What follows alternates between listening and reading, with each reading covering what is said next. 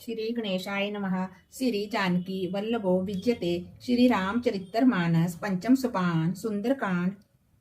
सात सनातन प्रमाणों से परे निष्पाप मोक्ष रूप परम शांति देने वाले ब्रह्मा शंभु और शेष जी से निरंतर सेवित वेदांत के द्वारा जानने योग्य सर्वव्यापक देवताओं में सबसे बड़े माया से मनुष्य रूप में दिखने वाले समस्त पापों को हरने वाले करुणा की खान रघुकुल में श्रेष्ठ तथा राजाओं के शिरोमणि राम कहलाने वाले जगदीश्वर की मैं वंदना करता हूँ। हे रघुनाथ जी, मैं सत्य कहता हूँ और फिर आप सबके अंतर आत्मा ही हैं, सब जानने वाले ही हैं कि मेरे हृदय में दूसरी कोई इच्छा नहीं है। हे रघुकुल श्रेष्ठ, मुझे अपनी पूर्ण भक्ति दीजिए और मेरे मन को काम आदि दोषों से रहित कीजिए।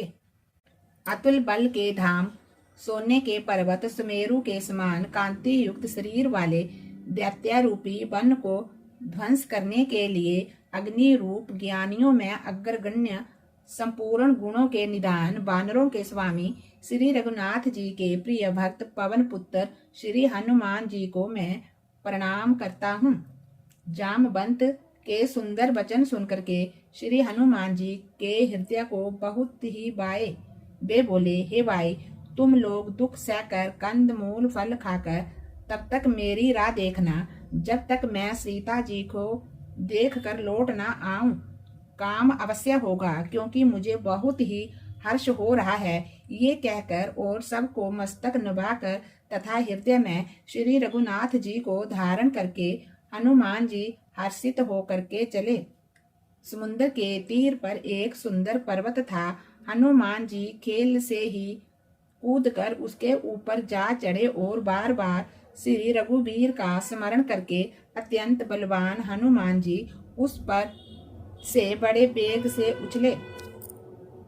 जिस पर्वत पर हनुमान जी पैर रख कर चले, जिस पर से वे उछले, वह तुरंत ही पाताल में धंस गया। जैसे श्री रघुनाथ जी का अमोघ बाण चलता है, उसी तरह हनुमान जी चले। समुद्र ने उन्हें रघुनाथ जी का दूत समझकर मैनाक पर्वत से कहा कि हे मैनाक, तू इनकी थकावट दूर करने वाला हो, अर्थात अपने ऊपर इन्हें विश्राम दे। हनुमान जी ने उसे हाथ से छू लिया, फिर प्रणाम करके कहा, भाई, श्री रामचंद्र जी का काम किए बिना मुझे विश्राम कहाँ। देवताओं ने पवन पुत्र हनुमान जी को जाते हुए देखा। उनकी विशेष बल बुद्धि को जानने के लिए, परीक्षा लेने के लिए उन्होंने सुरसा नाम की सर्पों की माता को भेजा। उसने आकर के हनुमान जी से ये बात कही, आज देवताओं ने मुझे भोजन दिया है। ये वचन सुनकर पवन कुमार हनुमान जी ने कहा, श्री रामचंद्र जी का कार्य करके मैं लौट आऊं और सीता जी की खबर प्रभु को सुना दूं, तब मैं आकर के तुम्हारे मुंह में घुस जाऊंगा। तुम मुझे खा लेना। हे माता, मैं सत्य कहता हूँ, अभी मुझे जाने दो। जब किसी भी उपाय से उसने जाने नहीं दिया, तब हनुमान ने कहा, तो फिर मुझे खा लेना। उसने योजन भर 4 कोस में मुंह फैलाया। तब हनुमान जी ने अपने शरीर को उससे दुगना बढ़ा लिया। उसने 16 योजन का मुख किया। हनुमान जी ने तुरंत ही 32 योजन के हो गए। जैसे जैसे सुरसा मुख का विस्तार बढ़ाती थी, हनुमान जी उसका दुगना रूप दिखाते थे। उसने 100 योजन 400 कोस का मुख किया। तब हनुमान जी ने बहुत ही छोटा रूप धारण कर लिया और वे उसके मुख में घुसकर फिर बाहर निकल आए और उसे फिर सिर निभा करके वर मांगने लगे। उसने कहा, मैंने तुम्हारे बुद्धि बल का भेद पा लिया है, जिसके लिए देवताओं ने मुझे यहाँ भेजा था। तब श्री रामचंद्र जी का सब कार्य करोगे तुम, क्योंकि तुम बल बुद्धि के भंडार हो। ये आशीर्वाद देकर के वह चली गई। तब हनुमान जी हर्षित होकर आगे चले। समुद्र में एक राक्षसी रहती थी। वह माया करके आकाश में उड़ते हुए पक्षियों को पकड़ लेती थी। आकाश में जो जीव जंतु उड़ा करते थे वह जल में उनकी परछाई देखकर उस परछाई को पकड़ लेती थी, जिससे वह उड़ नहीं सकते थे और जल में ही गिर पड़ते थे। इस प्रकार वह सदा आकाश में उड़ने वाले जीवों को खाया करती थी। उसने वही छल हनुमान जी से भी किया। हनुमान जी ने तुरंत ही उसका कपट पहचान लिया। पवन पुत्र धीर बुद्धि वीर हनुमान जी उसको मारकर समुद्र के पार गए। वहां जाकर उन्होंने वन की शोभा देखी। मधु पुष्प रस के लोभ से भोरे गुंजार कर रहे थे। अनेक प्रकार के वृक्ष फल फूलों से सुशोभित हैं। पक्षी और पशुओं के समूह को देखकर तो वे मन में बहुत ही प्रसन्न हुए। सामने एक विशाल पर्वत देखकर हनुमान जी भय त्याग कर उस पर दौड़कर जा चढ़े। शिवजी जी कहते हैं, हे उमा, इसमें वानर हनुमान की कुछ बड़ाई नहीं है। ये प्रभु का प्रताप है जो काल को भी खा जाता है। पर्वत पर चढ़कर उन्होंने लंका देखी। बहुत ही बड़ा किला है, कुछ कहा नहीं जाता। वह अत्यंत ऊंचा है। उसके चारों ओर समुंदर है। सोने के परकोटे का परम प्रकाश हो रहा है। विचित्र मणियों से जड़ा हुआ सोने का परकोटा है। उसके अंदर बहुत से सुंदर सुंदर घर हैं। चौराहे, बाजार, समुंदर, सुंदर मार्ग और गलियां हैं। सुंदर नगर बहुत प्रकार से सजा हुआ है। हाथी, घोड़े, खच्चरों के समूह तथा पैदल और रथों के समूहों को कौन गिन सकता है। अनेक रूपों के राक्षसों के दल हैं। उनकी अत्यंत बलवती सेना का वर्णन करते नहीं बनती। वन, बाग, उपवन, बगीचे, फुलबाड़ी, तालाब, कुएं और बावलियां सुशोभित हैं। मनुष्य, नाग, देवता और गंधर्वों की कन्याएं अपने सौंदर्य से मुनियों के भी मनों को मोह लेने वाली हैं। कहीं पर्वत के समान विशाल शरीर वाले बड़े ही बलवान पहलवान गरज रहे हैं। वे अनेकों अखाड़ों में बहुत प्रकार से भिड़ते और एक दूसरे को ललकारते हैं। भयंकर शरीर वाले करोड़ों योद्धा यत्न करके नगर की चारों दिशाओं में रखवाली करते हैं। कहीं दुष्ट राक्षस भैंसों, मनुष्यों, गायों, गधों और बकरियों को खा रहे हैं। तुलसीदास ने इनकी कथा इसलिए कुछ थोड़ी सी कही है कि वे निश्चय ही श्री रामचंद्र जी के बाण रूपी तीर्थ में शरीरों को त्याग कर परम गति को पाएंगे। नगर के बहुसंख्यक रखवाले को देखकर हनुमान जी ने मन में विचार किया कि अत्यंत छोटा रूप धरूं और रात के समय नगर में प्रवेश करूं। हनुमान जी मच्छर के समान छोटा सा रूप धारण कर नर रूप से लीला करने वाले भगवान श्री रामचंद्र जी का स्मरण करके लंका को चले। लंका के द्वार पर लंकनी नाम की एक राक्षसी रहती थी। वह बोली, मेरा निरादर करके बिना मुझसे पूछे कहाँ चला जा रहा है। हे मूर्ख, तूने मेरा भेद नहीं जाना। जहाँ तक जितने चोर हैं वे सब मेरे आहार हैं। महाकपि हनुमान जी ने उसे एक घूसा मारा, जिससे वह खून की उल्टी करती हुई पृथ्वी पर लुढ़क पड़ी। वह लंकनी फिर अपने को संभाल कर उठी और डर के मारे हाथ जोड़कर विनती करने लगी। वह बोली, रावण को जब ब्रह्मा जी ने वर दिया था तब चलते समय उन्होंने मुझे राक्षसों के विनाश की ये पहचान बता दी थी कि जब तू बंदर के मारने से व्याकुल हो जाए तब तू राक्षसों का संहार हुआ जान लेना। हे तात, मेरे बड़े पुण्य हैं जो मैं श्री रामचंद्र जी के दूत आपको नेत्रों से देख पाई। हे तात, स्वर्ग और मोक्ष के सब सुखों को तराजू के एक पलड़े में रखा जाए तो भी वे सब मिलकर दूसरे पलड़े को रखे हुए उस सुख के बराबर नहीं हो सकते जो लब क्षण मात्र के सत्संग से होता है। अयोध्यापुरी के राजा श्री रघुनाथ जी को हृदय में रखे हुए नगर में प्रवेश करके सब काम कीजिए। उसके लिए विष अमृत हो जाता है। शत्रु मित्रता करने लगता है। समुद्र गाय के खुर के बराबर को हो जाता है, अग्नि में शीतलता आ जाती है। और हे गरुड़ जी, सुमेरु पर्वत उसके लिए रज के समान हो जाता है, जिसे श्री रामचंद्र जी ने एक बार कृपा करके देख लिया। तब हनुमान जी ने बहुत ही छोटा रूप धारण कर और भगवान का स्मरण करके नगर में प्रवेश किया। उन्होंने एक एक प्रत्येक महल की खोज की, जहां तहां असंख्य योद्धा देखे। फिर वे रावण के महल में गए। वह अत्यंत विचित्र था, जिसका वर्णन नहीं हो सकता था। हनुमान जी ने उस रावण को शयन किए देखा, परंतु महल में जानकी जी नहीं दिखाई दी। फिर एक सुंदर महल दिखाई दिया। वहां पर उसने भगवान का एक अलग अलग मंदिर बना हुआ था। वह महल श्री रामचंद्र जी के धनुष बाण के चिन्हों से अंकित था। उसकी शोभा का वर्णन नहीं किया जा सकता था।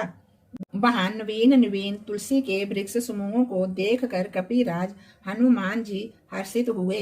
लंका तो राक्षसों के समूह का निवास स्थान है, यहाँ साधु पुरुष का निवास कहाँ? हनुमान जी ने मन में इस प्रकार तर्क करने लगे। उसी समय विभीषण जी जागे। उन्होंने विभीषण जी को राम नाम का उच्चारण करते हुए सुना तो हनुमान जी ने उन्हें सज्जन जाना और हृदय में हर्षित हुए। हनुमान जी ने विचार किया कि इनसे हट करके अपनी ओर से ही परिचय करूंगा, क्योंकि साधु से कार्य की हानि नहीं होती, परंतु लाभ ही होता है। ब्राह्मण का रूप धरकर हनुमान जी ने उन्हें वचन सुनाए। उन वचनों को सुनते ही विभीषण जी ने उठकर वहां आए, प्रणाम करके कुशल पूछी और कहा कि हे ब्राह्मण देव, अपनी कथा समझाकर कहिए। क्या आप हरि भक्तों में से कोई हैं? क्योंकि आपको देखकर मेरे हृदय में अत्यंत प्रेम उमड़ रहा है। अथवा क्या आप दिनों से प्रेम करने वाले स्वयं श्री रामचंद्र ही हैं क्या, जो मुझे बड़भागी बनाने के लिए मुझ जैसे को घर बैठे ही दर्शन देने के लिए आए हैं? तब हनुमान जी ने श्री रामचंद्र जी की सारी कथा कहकर अपना नाम बतलाया। सुनते ही दोनों के शरीर पुलकित हो गए और श्री रामचंद्र जी के गुण समयों का स्मरण करके दोनों के मन में प्रेम और आनंद में मगन हो गए। विभीषण जी ने कहा, हे पवन पुत्र, मेरी रहनी सुनो। मैं यहाँ वैसे ही रहता हूँ जैसे दांतों के बीच में बेचारी जीभ। हे तात, मुझे अनाथ जानकर सूर्यकुल के नाथ श्री रामचंद्र जी की क्या कभी मुझ पर कृपा करेंगे? मेरा तामसी राक्षस शरीर होने से साधन तो कुछ बनता नहीं और ना मन में श्री रामचंद्र जी के चरण कमलों में प्रेम ही है, परंतु हे हनुमान, अब मुझे विश्वास हो गया है कि श्री रामचंद्र जी मुझ पर कृपा करेंगे, क्योंकि हरि की कृपा के बिना संत नहीं मिलते।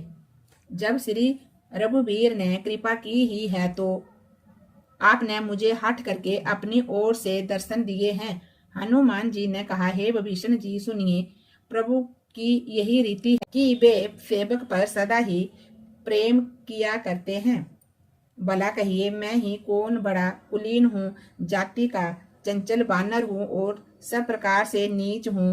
प्रातः काल जो हम लोगों बंदरों का नाम लेख ले तो उस दिन उसे भोजन ना मिले। हे सखा सुनिए, ऐसा मैं अदम हूँ, पर श्री रामचंद्र ने तो मुझ पर भी कृपा ही की है। भगवान के गुणों का स्मरण करके हनुमान जी के दोनों नेत्रों में जल भर आया। जो जानते हुए भी ऐसे स्वामी श्री रघुनाथ जी को बुलाकर विषयों के पीछे भटकते फिरते हैं, वे दुखी क्यों ना हो। इस प्रकार श्री रामचंद्र के गुण समूह को कहते हुए उन्होंने परम शांति प्राप्त की। फिर विभीषण जी ने श्री जानकी जी जिस प्रकार वहां लंका में रहती थी वह सब कथा कही। तब हनुमान जी ने कहा, हे भाई सुनो, मैं जानकी माता को देखना चाहता हूँ। विभीषण जी ने माता जी के दर्शन की सब युक्तियां उपाय कह सुनाई। तब हनुमान जी विदा लेकर के चले। फिर वे पहले का मशक सरीखा रूप धरकर वहां गए जहां अशोक वन में सीता जी रहती थी। सीता जी को देखकर हनुमान जी ने उन्हें मन ही मन में प्रणाम किया। उन्हें बैठे ही बैठे रात्रि के चारों पहर बीत जाते हैं। शरीर दुबला हो गया है, सिर पर जटाओं की एक लट है। हृदय में श्री रघुनाथ जी के गुण समूह का स्मरण करती रहती है। श्री जानकी जी नेत्रों को अपने चरणों में लगाए हुए हैं, नीचे की ओर देख रही है और मन श्री रामचंद्र जी के चरण कमलों में लीन है। जानकी जी को दीन दुखी देखकर पवन पुत्र हनुमान जी बहुत ही दुखी हुए। हनुमान जी वृक्ष के पत्तों में छिप रहे हैं और विचार करने लगे कि हे भाई, क्या करूं, इनका दुख कैसे दूर करूं। उसी समय बहुत सी स्त्रियों को साथ लिए सज धज कर रावण वहां आया। उस दुष्ट ने सीता जी को बहुत प्रकार से समझाया, साम दान व्यय और वेद दिखलाया। रावण ने कहा, हे सुमुखी, हे सियानी, सुनो, मंदोदरी आदि सब रानियों को मैं तुम्हारी दासी बना दूंगा। ये मेरा प्रण है, तुम एक बार मेरी ओर देखो तो सही।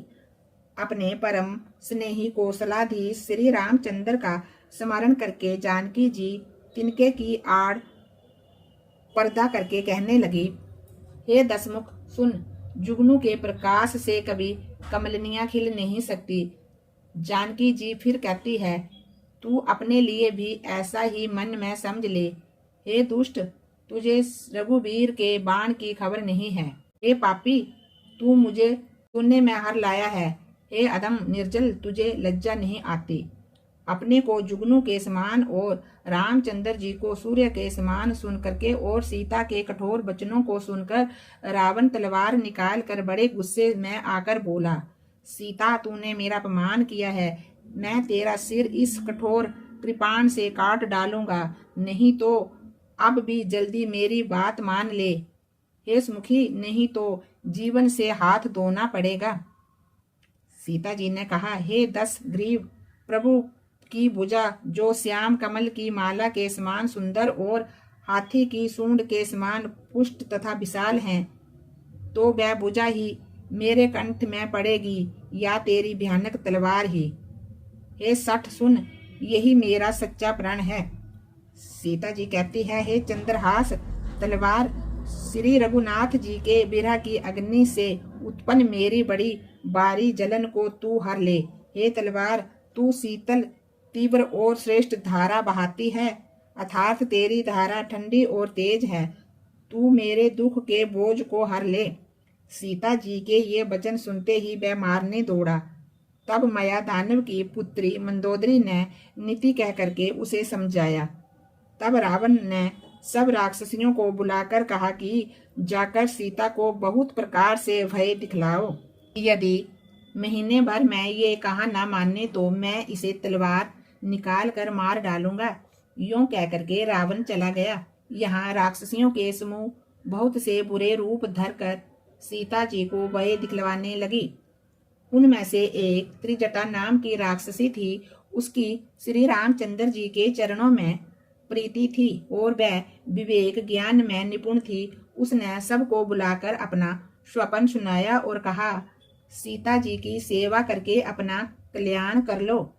सपन में मैंने देखा है कि एक बंदर ने लंका जला दी, राक्षसों की सारी सेना मार डाल गई। रावण नंगा है और गधे पर सवार है, उसके सिर मुड़े हुए हैं, 20 भुजाएं कटी हुई हैं। इस प्रकार से वह दक्षिण यमपुरी की दिशा को जा रहा है और मानो लंका विभीषण ने पाई है। नगर में श्री रामचंद्र की दुआई फिर गई।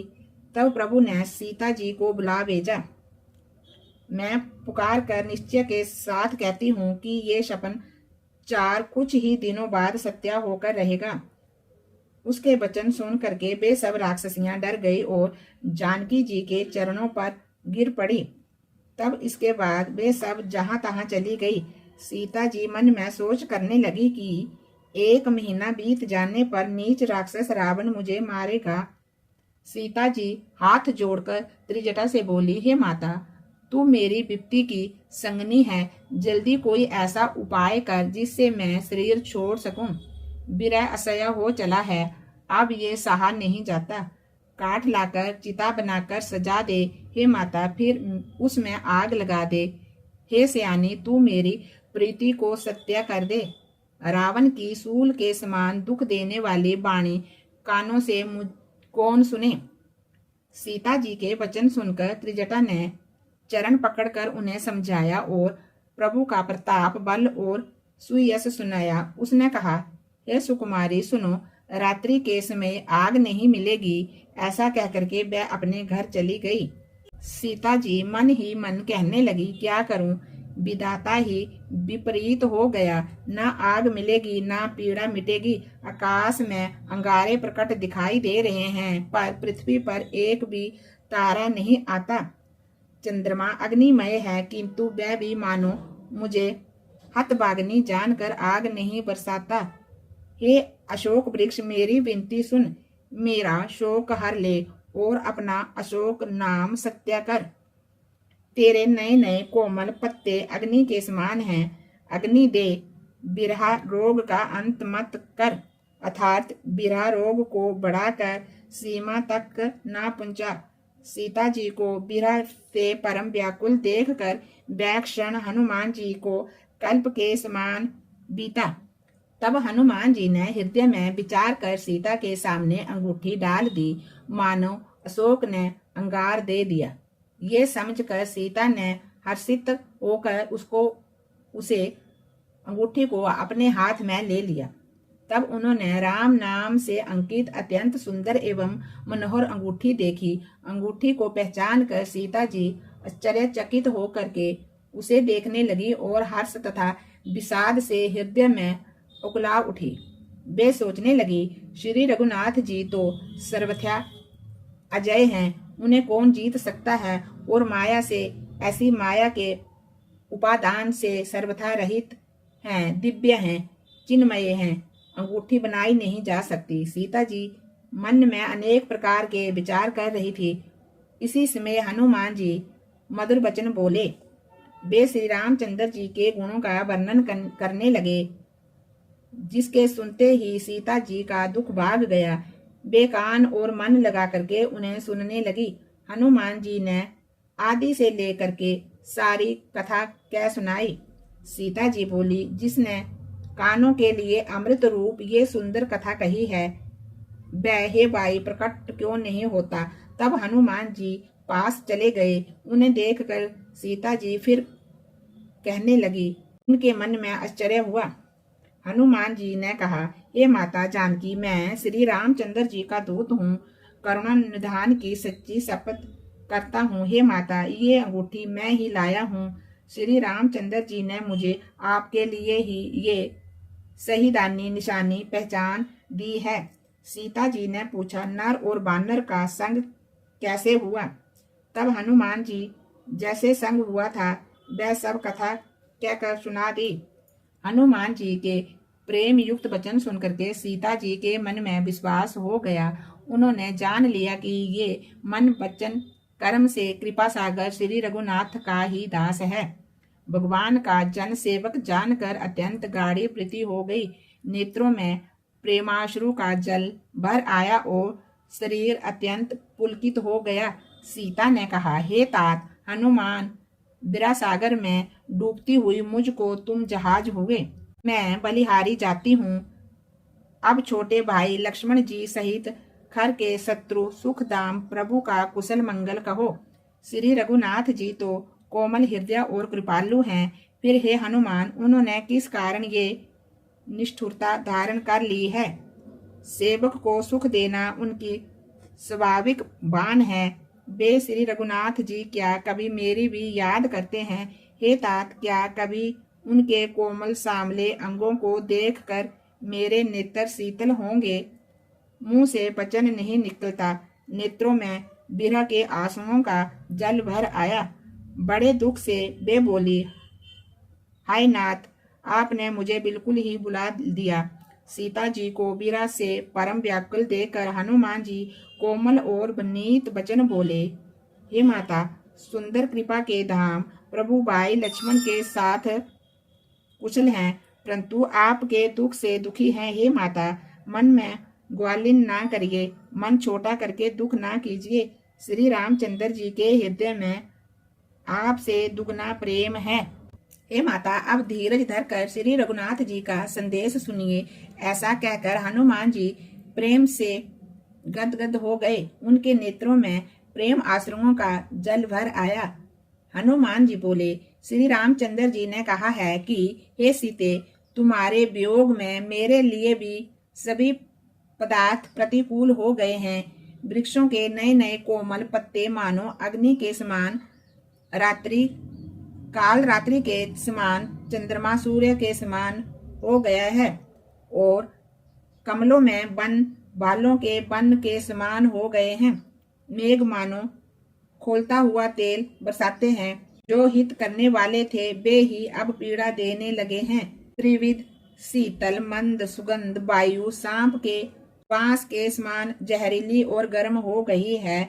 मन का दुख कह डालने से भी कुछ घट जाता है, पर कहूँ किससे, ये दुख कोई जानता नहीं। हे प्रिय, मेरे और तेरे प्रेम का तत्व रहस्य एक मेरा मन ही जानता है, और वह मन सदा तेरे ही पास रहता है। बस मेरे प्रेम का सार इतने में ही समझ ले। प्रभु का संदेश सुनते ही जानकी जी प्रेम में मगन हो गई। उन्हें शरीर की सुध ना रही।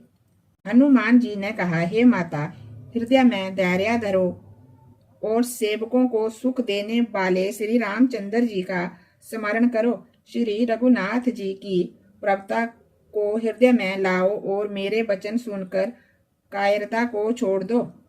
राक्षसों के समूह पतंगों के समान है, श्री रघुनाथ जी के बाण अग्नि के समान है। हे माता, हृदय में धैर्य धारण करो और राक्षसों को जला ही समझो। श्री रामचंद्र जी ने यदि खबर पाई होती तो वे विलंब न करते। हे जानकी जी, राम बाण रूपी सूर्य के उदय होने पर राक्षसों की सेना रूपी अंधकार कहाँ रह सकती है। हे माता, मैं आपको अभी यहाँ से लिवा जाऊं, पर श्री रामचंद्र की शब्द है, मुझे प्रभु ने आज्ञा नहीं दी है। अतः हे माता, कुछ दिन और धीरज धरो। श्री रामचंद्र जी वानरों सहित यहाँ आएंगे और राक्षसों को मारकर आपको ले जाएंगे। नारद आदि ऋषि मुनि तीनों लोकों में उनका यश गावेंगे। सीता जी ने कहा, हे पुत्र, सब वानर तुम्हारे ही समान नन्हे नन्हे से होंगे। राक्षस तो बड़े बलवान योद्धा हैं। अतः मेरे हृदय में बड़ा भारी संदेह होता है कि तुम जैसे बंदर राक्षसों को कैसे जीतेंगे। ये सुनकर के हनुमान जी ने अपना शरीर प्रकट किया। सोने के पर्वत के आकार का विशाल शरीर था, जो युद्ध में शत्रुओं के हृदय में भय उत्पन्न करने वाला अत्यंत बलवान और वीर था। तब उसको देख करके सीता जी के मन में विश्वास हुआ। हनुमान जी ने फिर छोटा रूप धारण कर लिया। हे माता, सुनो, वानरों में बहुत बल बुद्धि नहीं होती, परंतु प्रभु के प्रताप से बहुत छोटा सर्प भी गरुड़ को खा सकता है।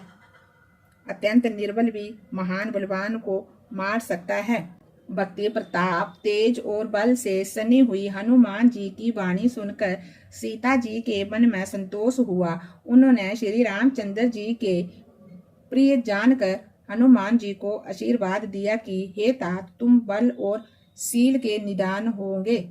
हे पुत्र, तुम अजर, बुढ़ापे से रहित, अमर और गुणों के खजाने होंगे।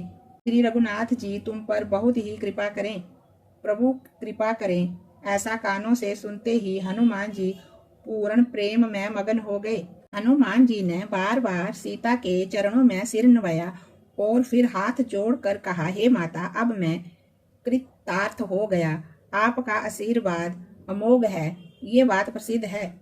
हे माता, सुनो, सुंदर फल वाले वृक्षों को देखकर मुझे बड़ी ही भूख लग आई है। सीता जी ने कहा, हे बेटा सुनो, बड़े भारी योद्धा राक्षस इस वन की रखवाली करते हैं। हनुमान जी ने कहा, हे माता, यदि आप मन में सुख माने तो मुझे उनका भय तो बिल्कुल नहीं है। श्री रामचंद्र जी मेरे साथ हैं। हनुमान जी को बुद्धि और बल में निपुण दे करके जानकी जी ने कहा, जाओ हे तात, श्री रघुनाथ जी के चरणों को हृदय में धारण करके मीठे फल खाओ। वे सीता जी को सिर निभाकर चले और बाग में घुस गए फल खाए और वृक्षों को तोड़ने लगे। वहां बहुत से योद्धा रखवाले कर रहे थे। उनमें से कुछ को मार डाला और कुछ ने जाकर के रावण से पुकार की और कहा, हे नाथ, एक बड़ा भारी बंदर आया है। उसने अशोक वाटिका उजाड़ डाली है, फल खाए वृक्षों को उखाड़ डाला और रखवालों को मसल मसल कर जमीन पर डाल दिया। ये सुनकर के रावण ने बहुत से योद्धा भेजे। उन्हें देखकर हनुमान जी ने गर्जना की। हनुमान जी ने सब राक्षसों को मार डाला। कुछ तो अधमरे थे, चिल्लाते हुए गए। फिर रावण ने अक्षय कुमार को भेजा। वह असंख्य श्रेष्ठ योद्धाओं को साथ ले करके चला। उसे आते देख कर हनुमान जी ने एक वृक्ष हाथ में ले करके ललकारा और उसे मारकर महाध्वनि बड़े जोर से गर्जना की। उन्होंने सेना में कुछ को मार डाला और कुछ को मसल डाला और कुछ को पकड़ पकड़ कर धूल में मिला दिया। कुछ ने फिर जाकर पुकार की कि हे प्रभु, बंदर बहुत ही बलवान है।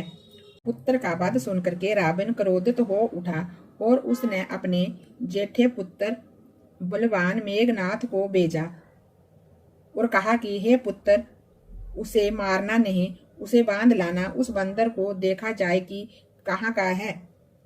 इंद्रजीत को जीतने वाला अतुलनीय योद्धा मेघनाथ चला। भाई का मारा जाना सुन उसे क्रोध हो आया। हनुमान जी ने देखा कि अब की भयानक योद्धा आया है, तब वे कटकटाकर गरजे और दौड़े। उन्होंने एक बहुत बड़ा वृक्ष उखाड़ लिया और लंकेश रावण के पुत्र मेघनाथ को बिना रथ का कर दिया। उसके साथ जो बड़े बड़े योद्धा थे उनको पकड़ पकड़ कर हनुमान जी ने अपने शरीर से मसलने लगे।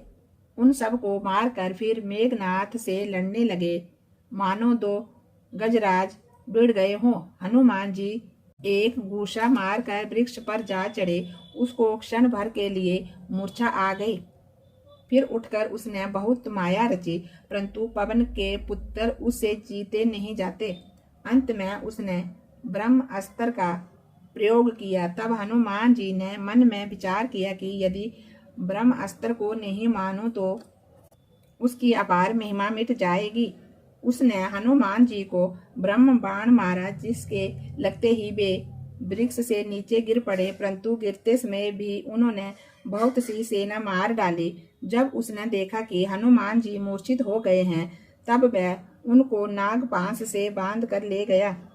शिवजी जी कहते हैं कि हे भवानी, सुनो, जिनका नाम जप कर ज्ञानी मनुष्य संसार के बंधन को काट डालते हैं, उनका दूत कहीं बंधन में आ सकता है, किंतु प्रभु के कार्य के लिए हनुमान जी ने स्वयं अपने को बंधा लिया। बंदर का बांधा जाना सुन करके राक्षस दौड़े और कौतुक के लिए तमाशा देखने के लिए सब सभा में आए। हनुमान जी ने जा करके रावण की सभा देखी। उसकी अत्यंत प्रभुता ऐश्वर्य कुछ कहीं नहीं जाती। देवता और दिक्पाल हाथ जोड़े बड़ी नम्रता के साथ व्यतीत हुए सब रावण की ओर देख रहे थे। उसका ऐसा प्रताप देखकर भी हनुमान जी के मन में जरा भी डर नहीं हुआ। वे ऐसे खड़े रहे जैसे सर्पों के समूह में गरुड़ निर्भय रहते हैं। हनुमान जी को देखकर रावण दुर्वचन कहता हुआ खूब हंसा। फिर पुत्र का वध का स्मरण किया तो उसके हृदय में विषाद उत्पन्न हो गया। लंकापति रावण ने कहा, हे वानर, तू कौन है? किसके बल पर तूने वन को उजाड़ कर नष्ट कर डाला? क्या तूने कभी मुझे, मेरा नाम और यश कानों से नहीं सुना? हे सठ, मैं तुझे अत्यंत निशंक देख रहा हूँ। तूने किस अपराध से राक्षसों को मारा? हे मूर्ख, बता, क्या तुझे प्राण जाने का भय नहीं है? हनुमान जी ने कहा, हे रावण, सुन, जिसका बल पाकर माया संपूर्ण ब्रह्मांडों के समूह की रचना करती है, जिनके बल से ही 10 शीश ब्रह्मा विष्णु महेश क्रमशः सृष्टि का सृजन, पालन और संहार करते हैं, जिसके बल से सहस्त्र मुख फणों वाले शेष जी भी पर्वत और वन सहित समस्त ब्रह्मांडों को सिर पर धारण करते हैं, जो देवताओं की रक्षा के लिए नाना प्रकार की देह धारण करते हैं, और जो तुम्हारे जैसे मूर्खों को शिक्षा देने वाले हैं, जिन्होंने शिव जी के कठोर धनुष को तोड़ डाला और उसी के साथ राजाओं के समूह का गर्व चूर्ण कर दिया, जिन्होंने खरदूषण, त्रिशिरा, और बाली को मार डाला, जो सब के सब अतुलनीय बलवान थे, जिनके लेस मात्र बल से तुमने समस्त चराचर जगत को जीत लिया, और जिसकी प्रिय पत्नी को तुम चोरी से हर लाए।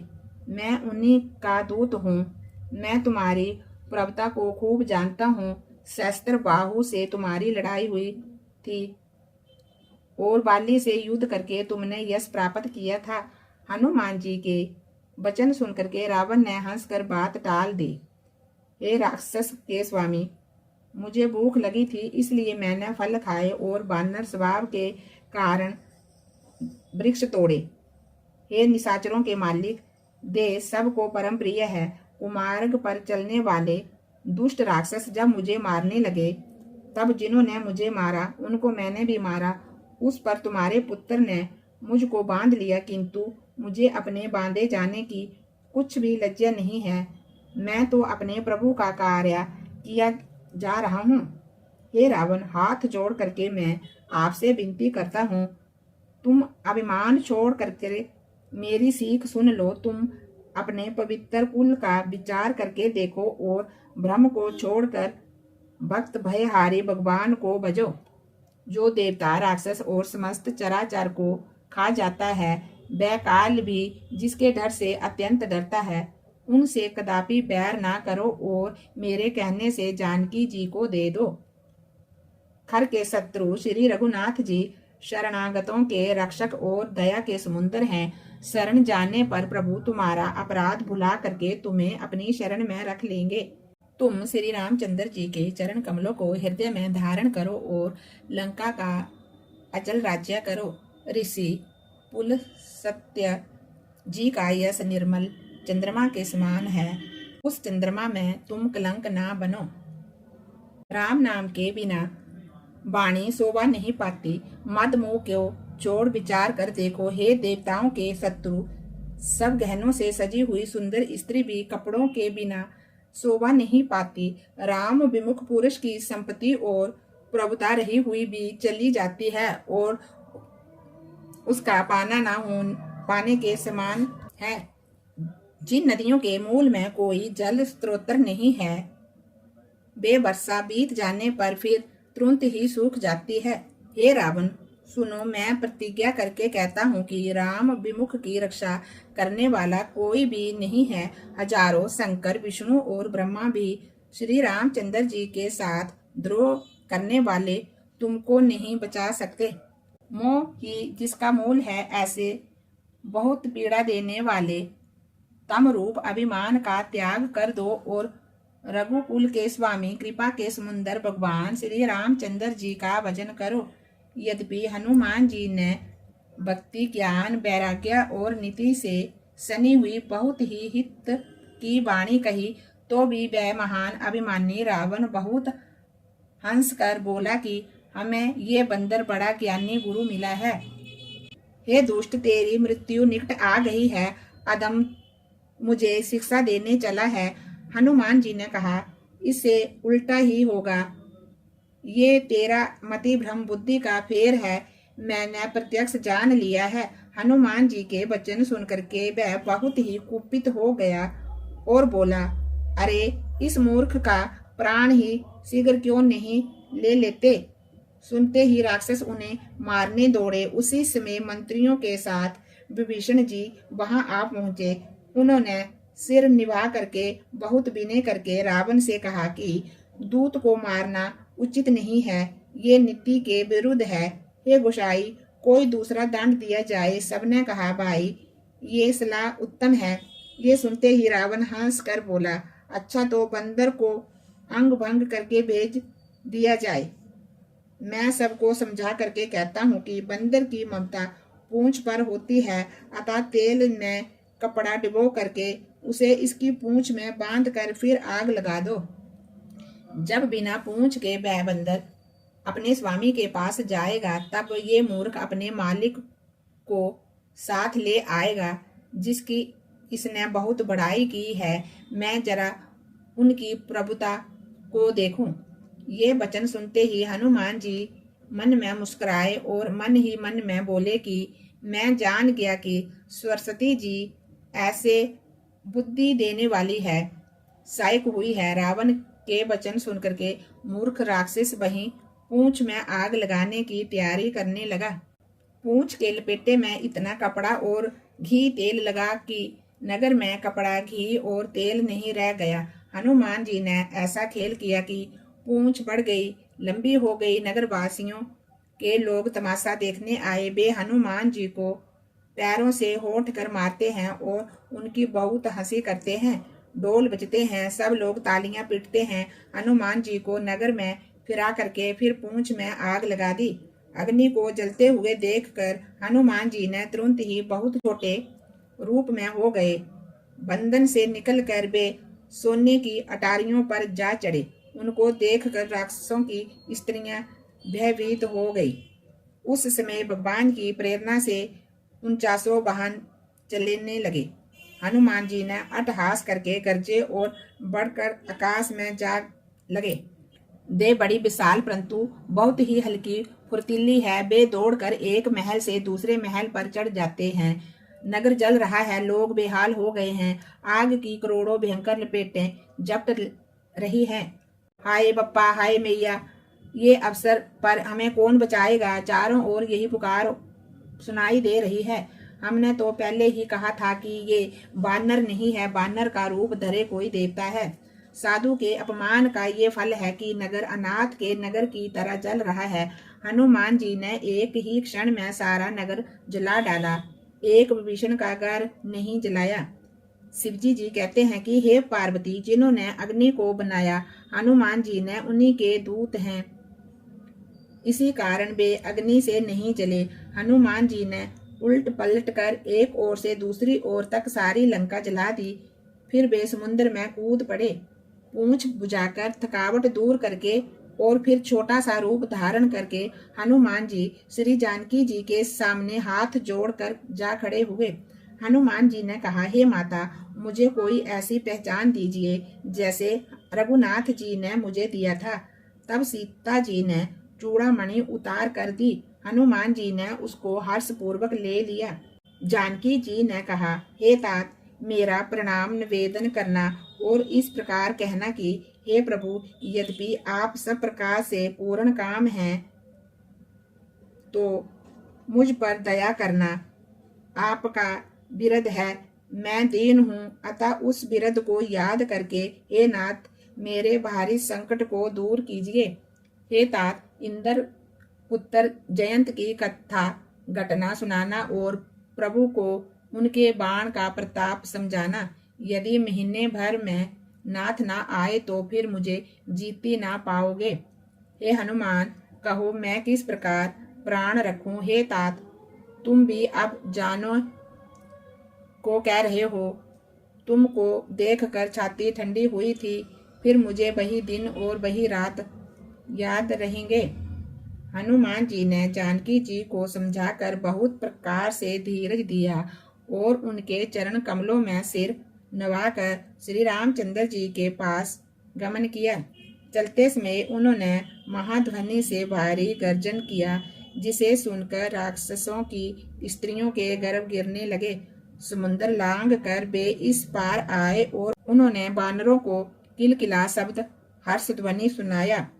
हनुमान जी को देखकर सब हर्षित हो गए और तब बानरों ने अपना नया जन्म समझा। हनुमान जी का मुख प्रसन्न है और शरीर में तेज विराजमान है। ये श्री रामचंद्र जी का कार्य करके आए हैं। सब हनुमान जी से मिले और बहुत ही खुशी हुए, जैसे तड़पती हुई मछली को जल मिल गया हो। सब हर्षित होकर के नए नए इतिहास पूछते कहते हुए श्री रघुनाथ जी के पास चले। तब सब लोग मधुबन के भीतर आए और अंगद की सहमति से सबने मधुर फल खाए। जब रखवाले बरजने लगे तब गूसों की मार मारते ही सब रखवाले भाग छूटे।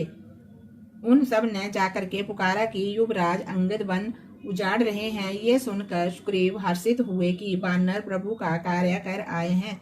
यदि सीता जी की खबर ना पाई होती तो क्या वे मधुबन के फल खा सकते थे। इस प्रकार राजा सुग्रीव मन में विचार कर ही रहे थे कि समाज सहित बानर आए।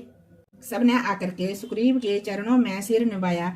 कपिराज सुग्रीव सभी से बड़े प्रेम के साथ मिले। उन्होंने कुशल पूछी। तब बानरों ने उत्तर दिया, आपके चरणों के दर्शन से सब कुशल है। श्री रामचंद्र जी की कृपा से विशेष कार्य हुआ है। हे नाथ, हनुमान ने ही सब कार्य किया और सब बानरों के प्राण बचा लिए। ये सुनकर के सुग्रीव जी हनुमान जी से फिर मिले और सब बानरों समेत श्री रघुनाथ जी के पास चले। श्री रामचंद्र जी ने जब बानरों को कार्य किए हुए आते देखा तब उनके मन में विशेष हर्ष हुआ। दोनों भाई शिला पर बैठे हुए थे। जब बानर जाकर के उनके चरणों पर गिर पड़े। दया की राशि श्री रघुनाथ जी ने सबसे प्रेम सहित गले लगकर मिले और कुशल पूछी। हे नाथ, आपके चरण कमलों के दर्शन पाने से अब कुशल हैं। जामबान ने कहा, हे रघुनाथ जी सुनिए। हे नाथ, जिस पर आप दया करते हैं उसे सदा कल्याण और निरंतर कुशल है। देवता, मनुष्य और मुनि सभी उस पर प्रसन्न रहते हैं। वही विजयी है, वही विनय है और वही गुणों का समुद्र बन जाता है। उसी का सुंदर यश तीनों लोकों में प्रकाशित होता है। प्रभु की कृपा से सब कार्य हुआ। आज हमारा जन्म सफल हो गया। हे नाथ, पवन पुत्र हनुमान ने जो करनी की उसका 1000 मुखों से भी वर्णन नहीं किया जा सकता। तब जामबान ने हनुमान जी के सुंदर चरित्र कार्य रघुनाथ जी को सुनाए।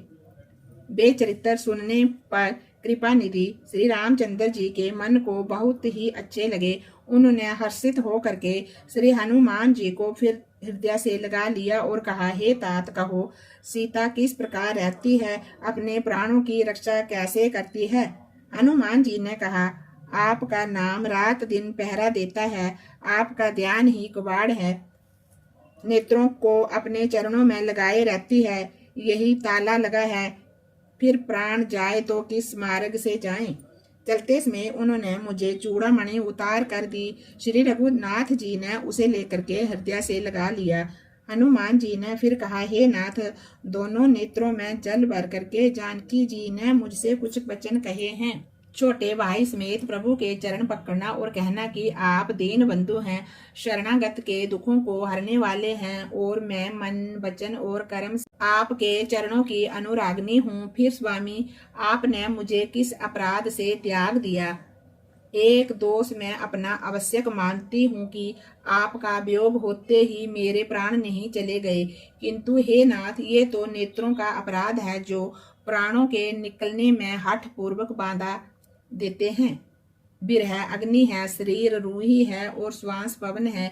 इस प्रकार अग्नि और पवन का संयोग होने से ये शरीर क्षण मात्र में जल सकता है, परंतु नेत्र अपने हित के लिए प्रभु का सब रूप देख कर सुखी होने के लिए जल आंसू बरसाते हैं, जिससे बिरह की आग से भी दे जलने नहीं पाती।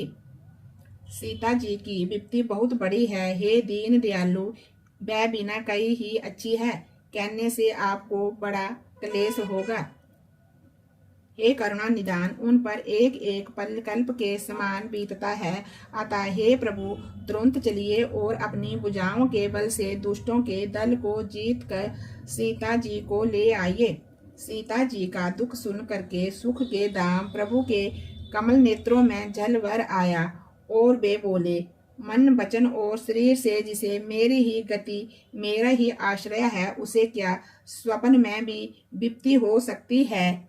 हनुमान जी ने कहा, हे प्रभु, विपत्ति तो वही तभी है जब आपका भजन स्मरण ना हो।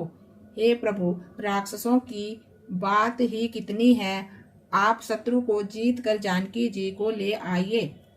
भगवान कहने लगे, हे हनुमान सुन, तेरे समान मेरा उपकारी देवता, मनुष्य अथवा मुनि कोई भी शरीरधारी नहीं है। मैं तेरा बदले में उपकार तो क्या करूं, मेरा मन भी तेरे सामने नहीं हो सकता। हे पुत्र सुन, मैंने मन में खूब विचार करके देख लिया कि मैं तुमसे पूर्ण नहीं हो सकता। देवताओं के रक्षक प्रभु बार बार हनुमान जी को देख रहे हैं। नेत्रों में प्रेम आश्रुओं का जल भरा है और शरीर अत्यंत पुलकित है। प्रभु के वचन सुनकर और उनके मुख तथा अंगों को देखकर हनुमान जी हर्षित हो गए और प्रेम से विकल होकर हे भगवान मेरी रक्षा करो कहते हुए श्री रामचंद्र जी के चरणों में गिर पड़े। प्रभु उनको बार बार उठाना चाहते हैं, परंतु प्रेम में डूबे हुए हनुमान जी को चरणों से उठाना सुहाता नहीं। प्रभु का कर कमल हनुमान जी के सिर पर है। उस स्थिति का स्मरण करके शिव जी प्रेम मगन हो गए। फिर मन को सावधान करके शंकर जी अत्यंत सुंदर कथा कहने लगे। हनुमान जी को उठाकर प्रभु ने हृदय से लगाया और हाथ पकड़कर अत्यंत निकट बिठा लिया। हे हनुमान, बताओ तो रावण के द्वारा सुरक्षित लंका और उसके बड़े बांके किले की तुमने किस तरह जलाया। हनुमान जी ने प्रभु को प्रसन्न जाना और वे अभिमान रहित वचन बोले। बंदर का बस यही बड़ा पुरुषार्थ है कि वह एक डाल से दूसरे डाल पर चलता जाता है। मैंने तो समुद्र लांघ कर सोने का नगर जलाया और राक्षस गण को मारकर अशोक वन को उजाड़ डाला। ये सब तो हे रघुनाथ जी आप ही का प्रताप है। हे नाथ, इसमें मेरी बड़ाई कुछ भी नहीं है। हे प्रभु, जिस पर आप प्रसन्न हो उसके लिए कुछ भी कठिन नहीं है। आपके प्रभाव से रूही, जो स्वयं बहुत ही जल्दी जल जाने वाली वस्तु है, अर्थात स्वभाव से ही संभव हो जाता है, बड़ नल को निश्चय ही जला सकती है। हे नाथ, मुझे अत्यंत सुख देने वाली अपनी निश्चल भक्ति कृपा करके दीजिए। हनुमान जी अत्यंत सरल प्राणी सुनकर के बोले, हे भवानी। तब प्रभु श्री रामचंद्र जी ने एवं वस्तु ऐसा ही हो कहा। हे उमा, जिसने श्री रामचंद्र जी का स्वभाव जान लिया उसे भजन छोड़कर दूसरी बात ही नहीं सुहाती। ये स्वामी सेवक का संवाद जिसके हृदय में आ गया वही श्री रघुनाथ जी के चरणों की भक्ति पा गया। प्रभु के वचन सुनकर वानर गण कहने लगे, कृपालु आनंद कंद श्री रामचंद्र जी की जय हो, जय हो, जय हो। तब श्री रघुनाथ जी ने कपिराज सुग्रीव को बुलाया और कहा, चलने की तैयारी करो। अब विलंब किस कारण किया जाए। वानरों को तुरंत आज्ञा दो। भगवान की ये लीला रावण वध की तैयारी देखकर बहुत से फूल वर्षा कर और हर्षित होकर के देवता आकाश से अपने अपने लोक को चले गए। वानर राज सुग्रीव ने शीघ्र ही वानरों को बुलाया।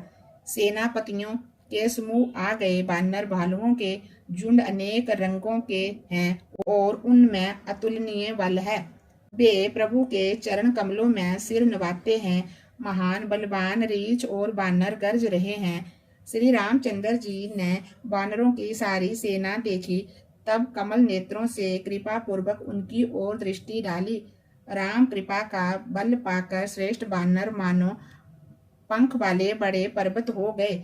तब श्री रामचंद्र जी ने हर्षित होकर के प्रस्थान किया। अनेक सुंदर और शुभ शकुन हुए, जिनकी कीर्ति सब मंगलों में पूर्ण है। उनके प्रस्थान के समय सगुन होना ये नीति है।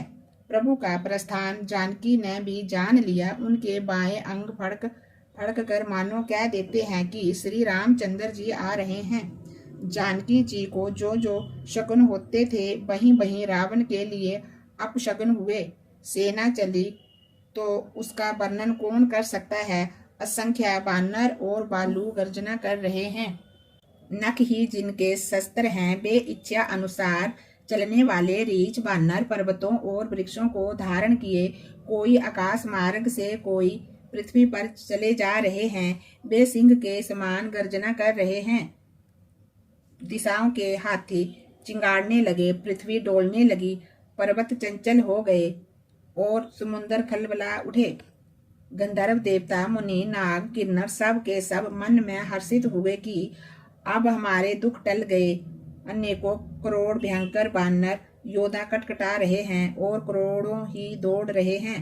प्रबल प्रताप कौशलनाथ श्री रघुनाथ जी की जय हो, ऐसा पुकारते हुए वे उनके गुण समूहों को गा रहे हैं। उदार सर्पराज शेष जी भी सेना का बोझ नहीं सह सकते। वे बार बार मोहित हो जाते और पुनः पुनः कच्छ की कठोर पीठ को दांतों से पकड़ते हैं, ऐसा करते वे कैसे शोभा दे रहे हैं, मानो श्री रामचंद्र जी की सुंदर प्रस्थान यात्रा को परम सुहावनी जानकर उसकी अचल पवित्र कथाओं को सरपराज शेष जी कच्छ की पीठ पर लिख रहे हो। इस प्रकार कृपा निदान श्री रामचंद्र जी समुद्र तट पर जा उतरे। अनेकों रीछ बानर वीर जहां तहां फल खाने लगे। वहां लंका में जब से हनुमान जी लंका को जला कर गए, तब से राक्षस भयभीत रहने लगे। अपने अपने घरों में सब विचार करते हैं कि अब राक्षस कुल की रक्षा का कोई उपाय नहीं है। जिसके दूत का बल वर्णन नहीं किया जा सकता, उसके स्वयं नगर में आने पर कौन भलाई है। दूतियों से नगर निवासियों के वचन सुनकर मंदोदरी बहुत ही व्याकुल हो गई। वह एकांत में हाथ जोड़कर पति रावण के चरणों में लगी और नीति रस में पगी हुई वाणी से बोली, हे प्रियतम, श्री हरि से विरोध करना छोड़ दीजिए। मेरे कहने को अत्यंत ही हित कर जानकर हृदय में धारण कीजिए।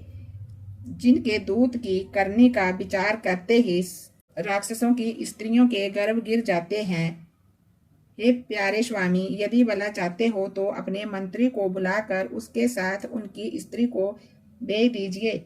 सीता आपके कुल रूपी कमलों के वन को दुख देने वाली जाड़े की रात्रि के समान आई है।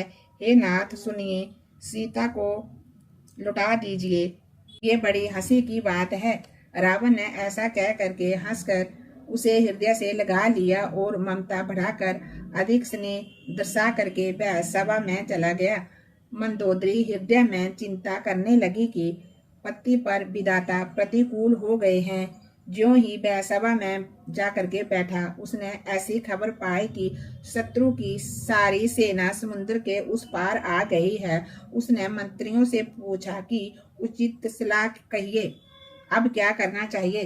तब वे सब हंसे और बोले कि चुप रहिए, इसमें सलाह की कौन सी बात है। आपने देवताओं और राक्षसों को जीत लिया, तब तो कुछ श्रम नहीं हुआ, फिर मनुष्य और वानर किस गिनती में हैं।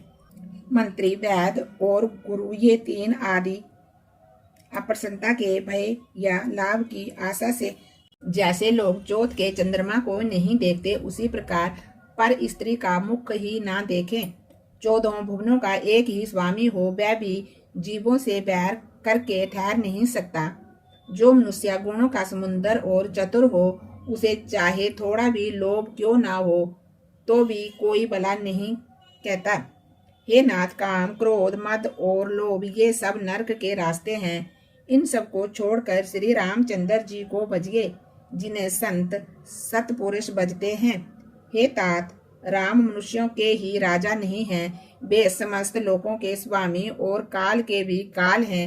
वे संपूर्ण ऐश्वर्य, यश, श्री, धर्म, वैराग्य एवं ज्ञान के भंडार भगवान हैं। वे निरामय, विकार रहित, अजन्मा, व्यापक, अजय, अनादि और अनंत ब्रह्मा हैं। उन कृपा के समुद्र भगवान ने पृथ्वी, ब्राह्मण, गो और देवताओं का हित करने के लिए ही मनुष्य शरीर धारण किया है। हे भाई, सुनिए, वे सेवकों को आनंद देने वाले, दुष्टों के समूह का नाश करने वाले और वेद तथा धर्म की रक्षा करने वाले हैं। बैर त्याग कर उन्हें मस्तक नवाइए। वे श्री रघुनाथ जी शरणागत का दुख नाश करने वाले हैं। हे नाथ, उन प्रभु सर्वेश्वर को जानकी दे दीजिए और बिना ही कारण स्नेह करने वाले श्री रामचंद्र जी को भजिए, जिसे संपूर्ण जगत से द्रोह करने का पाप लगा है। शरण जाने पर प्रभु उसका भी त्याग नहीं करते। जिनका नाम तीनों तापों का नाश करने वाला है, वे ही प्रभु भगवान मनुष्य रूप में प्रकट हुए हैं। हे रावण, हृदय में ये समझ लीजिए। हे 10 शीश, मैं बार बार आपके चरणों में लगता हूँ और विनती करता हूँ कि मान, मोह और मद को त्याग कर आप कौशलपति श्री रामचंद्र जी का भजन कीजिए। मुनि पुलस्त्य जी ने अपने शिष्य के हाथ ये बात कहला भेजी है। हे तात, सुंदर अवसर पाकर मैंने तुरंत ही ये बात प्रभु आपसे कह दी। माल्यवान नाम का एक बहुत ही बुद्धिमान मंत्री था उसने उन विभीषण के वचनों को सुन करके बहुत ही सुख माना और कहा, हे तात, आपके भाई छोटे विभीषण जी नीति को जानने वाले हैं। विभीषण जो कुछ भी कह रहे हैं उसे हृदय में धारण कर लीजिए। रावण ने कहा, ये दोनों मूर्ख शत्रु की महिमा बखान कर रहे हैं। यहाँ कोई है, इन्हें दूर कर दो ना। तब माल्यवान तो घर लौट गया और विभीषण जी हाथ जोड़कर फिर कहने लगे, हे नाथ, पुराण और वेद ऐसा कहते हैं कि सुबुद्धि अच्छी बुद्धि और कुबुद्धि खोटी बुद्धि सबके हृदय में रहती है। जहाँ सुबुद्धि है वहाँ नाना प्रकार की संपदाएं सुख की स्थितियां रहती है और जहाँ कुबुद्धि रहती है वहाँ परिणाम जहाँ कुबुद्धि है वहाँ परिणाम में विपरीत दुख रहती है।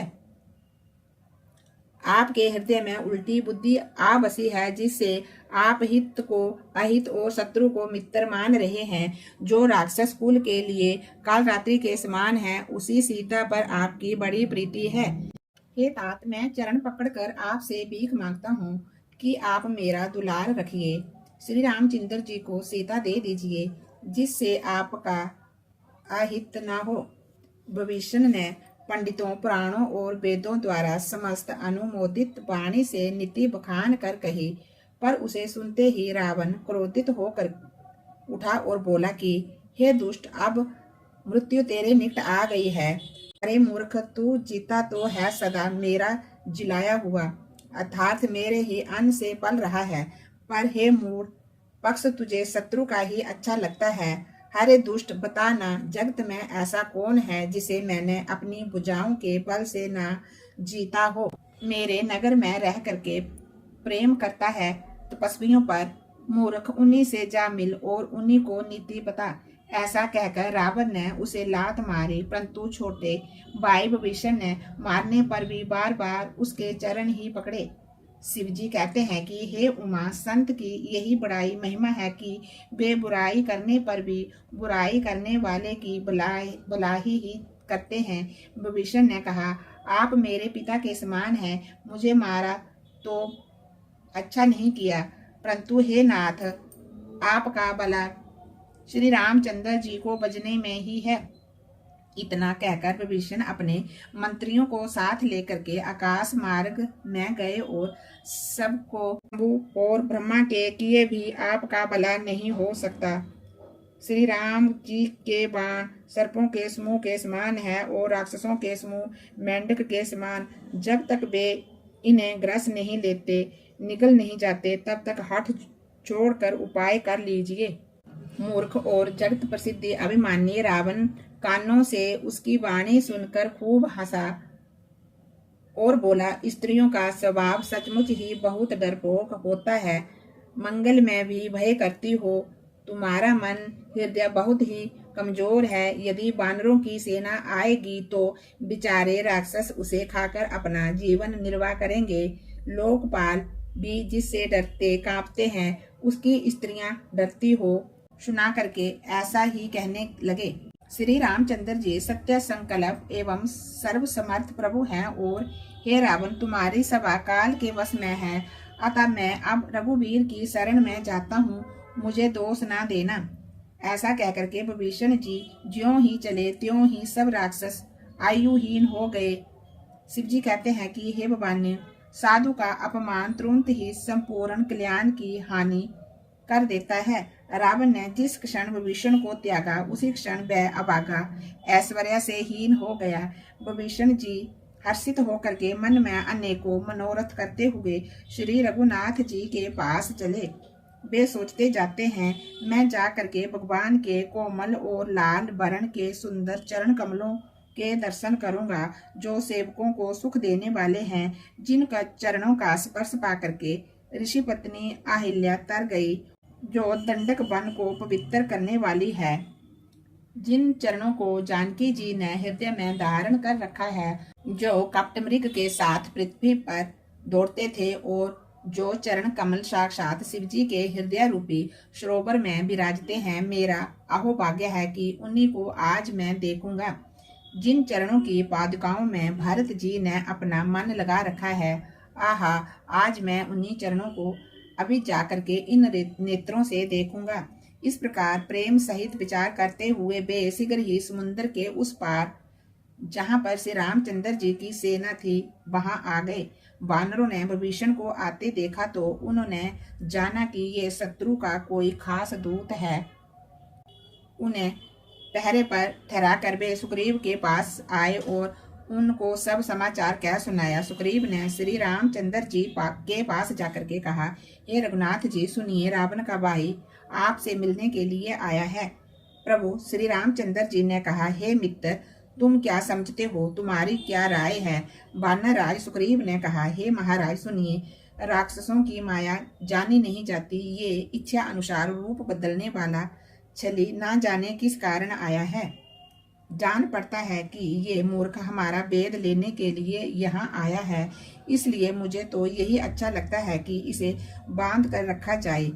श्री रामचंद्र जी ने कहा, हे मित्र, तुमने नीति तो अच्छी विचारी, परंतु मेरा प्रण तो ये है कि शरणागत के भय को हर लेना। प्रभु के वचन सुनकर हनुमान जी हर्षित हुए और मन ही मन कहने लगे कि भगवान कैसे शरणागत वत्सल शरण में आए हुए पर पिता की भांति प्रेम करने वाले हैं। श्री रामचंद्र जी बोले, जो मनुष्य अपने अहित का अनुमान करके शरण में आए हुए का त्याग कर देते हैं, वे शूद्र हैं, पापमय हैं, उन्हें देखने में भी हानि है, पाप लगता है। जिसे करोड़ों ब्राह्मणों की हत्या लगी हो, शरण में आने पर मैं उसे भी नहीं त्यागता। जीव ज्यों ही मेरे सम्मुख होता है, त्यों ही उसके करोड़ों जन्मों के पाप नष्ट हो जाते हैं। पापी का ये सहज स्वभाव होता है कि मेरा वचन उसे कभी नहीं सुहाता। यदि वह रावण का भाई निश्चय ही दुष्ट हृदय का होता तो क्या वह मेरे सम्मुख आ सकता था? जो मनुष्य निर्मल मन का होता है वही मुझे पाता है। मुझे कपट और छल छिद्र नहीं सुहाते। यदि उसे रावण ने वेद लेने को भेजा है, तब भी हे सुग्रीव, अपने को कुछ भी भय या हानि नहीं है, क्योंकि हे सखे, जगत में जितने भी राक्षस हैं, लक्ष्मण क्षण भर में उन सब को मार सकते हैं, और यदि वह भयभीत होकर मेरे शरण आया है तो मैं उसे प्राणों की तरह रखूंगा। कृपा के दाम श्री रामचंद्र जी ने हंस कर कहा, दोनों ही स्थितियों में उसे ले आओ। तब अंगद और हनुमान जी के साथ सुग्रीव जी को और साथ लेकर के श्री रामचंद्र जी की जय हो कहते हुए चले। विभीषण जी को आदर सहित आगे करके वानर फिर वहां चले जहां करुणा के खान श्री रघुनाथ जी थे। नेत्रों को आनंद का दान देने वाले दोनों भाइयों को विभीषण जी ने देखा तो फिर शोभा के धाम श्री रामचंद्र जी को देख कर वे पलक मारना रोक कर स्तंभित होकर के एक टक देखते ही रह गए। भगवान की विशाल भुजाएं हैं, लाल कमल के समान नेत्र हैं और शरणागत के भय का नाश करने वाला सांबला शरीर है। सिंह के से कंधे हैं, विशाल वक्षस्थल अत्यंत शोभा दे रहा है। असंख्य काम देवों के मन को मोहित करने वाला मुख है। भगवान के सब रूप को देख कर विभीषण जी के नेत्रों में प्रेम आश्रुओं का जल भर आया और शरीर अत्यंत पुलकित हो गया। फिर मन में धीरज धर करके उन्होंने कोमल वचन कहे, हे नाथ, मैं 10 मुख रावण का भाई हूँ। हे देवताओं के रक्षक, मेरा जन्म राक्षस कुल में हुआ है। मेरा तामसी शरीर है, स्वभाव से ही मुझे पाप प्रिय है। जैसे उल्लू को अंधकार पर सहज स्नेह होता है, मैं कानों से आपका सुवास सुनकर आया हूँ कि प्रभु भव जन्म मरण के भय का नाश करने वाले हैं। हे दुखियों के दुख दूर करने वाले और शरणागत को सुख देने वाले श्री रघुवीर जी, मेरी रक्षा कीजिए, मेरी रक्षा कीजिए।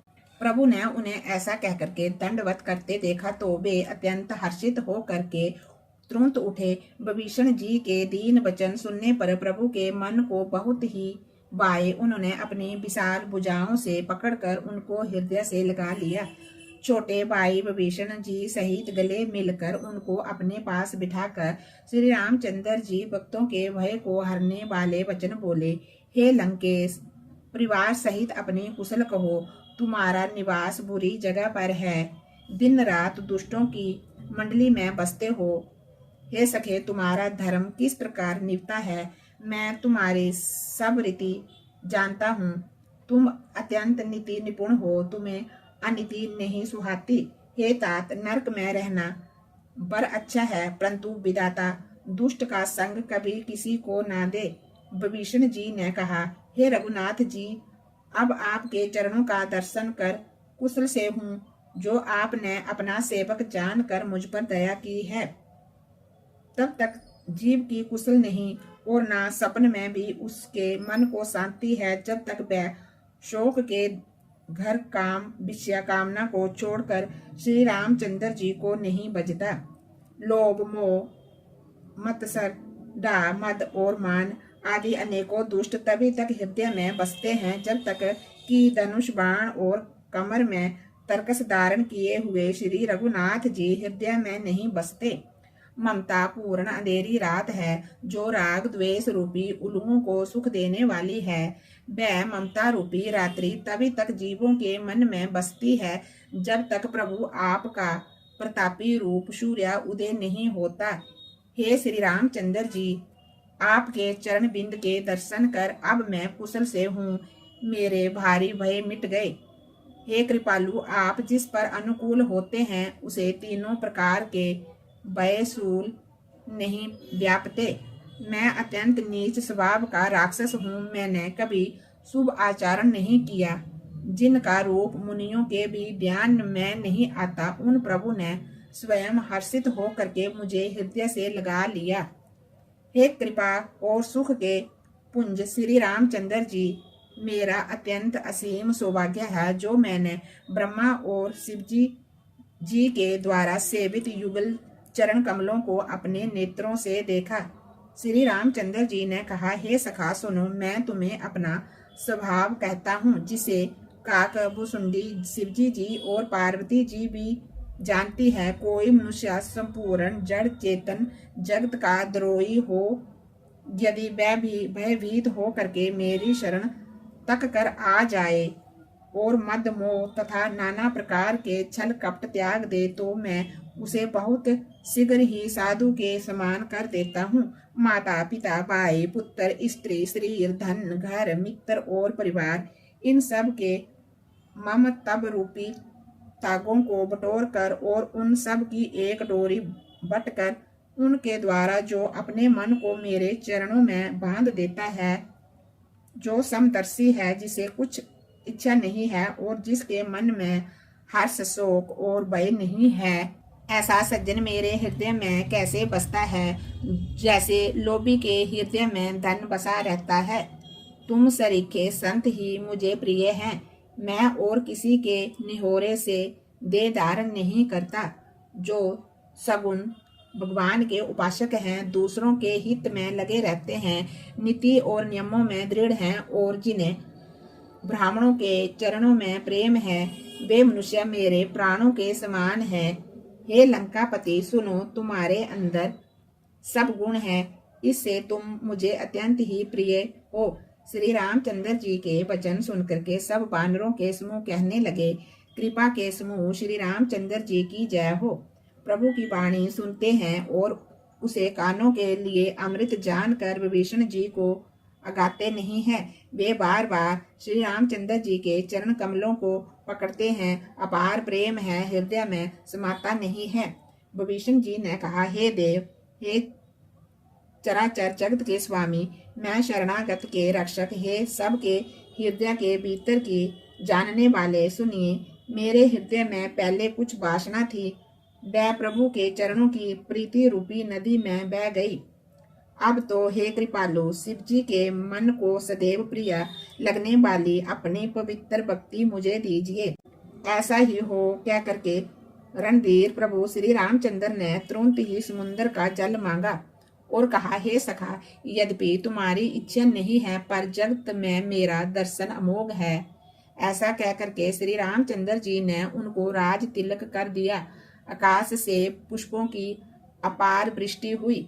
श्री रामचंद्र जी ने रावण के क्रोध रूपी अग्नि में, जो अपनी श्वास वचन रूपी पवन से प्रचंड हो रही थी, जलते हुए विभीषण को बचा लिया और उसे अखंड राज्य दिया।